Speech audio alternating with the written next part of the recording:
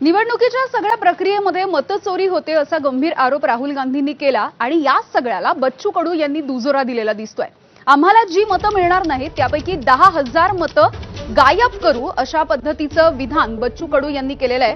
10,000 मतं गायब करण्याची आम्हाला ऑफर आलेली होती असा दावा त्यांनी केला।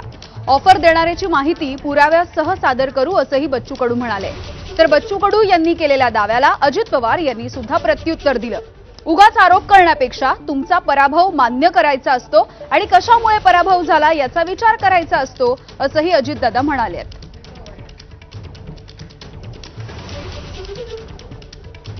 10,000 मतं मोठी गंभीर हे आहे। म्हणजे पहिले प्रश्न तुम्ही आज घेतला पाहिजे का मला याची ऑफर आली होती। मी आता सगळे ते पुरावे गिरावे शोधतो आहे त्या काळातले। मी व्हॉट्सअप केलं, कॉल होते, रेकॉर्ड असेल तर ते सगळं रेकॉर्डासहित आणि त्याच्यासहित सादर करून 10,000 मतं तुमची आम्ही गायब करतोय। तुम्हाला कोणते मतं भेटत नाही ते मताची लिस्ट देऊन द्या, आम्ही गायब करून टाकतो।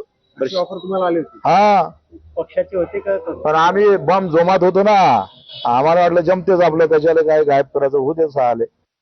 लोकसभेच्या निवडणुका झाल्या त्यावेळेस आमचे 48 पैकी 17 निवडून आले खासदार आणि 31 पराभूत झाले।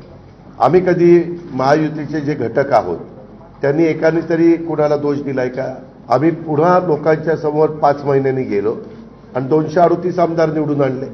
आता 238 आमदार निवडून आल्यानंतर अनेक लोकांना आपण कसं पराभूत झालो तेच काही समजेना आणि मग ते अशा पद्धतीचे आरोप करतात। पराजय झाल्यानंतर पण खचून जाऊन उगीच कुणावर तरी आरोप करत बसायचं नसतं।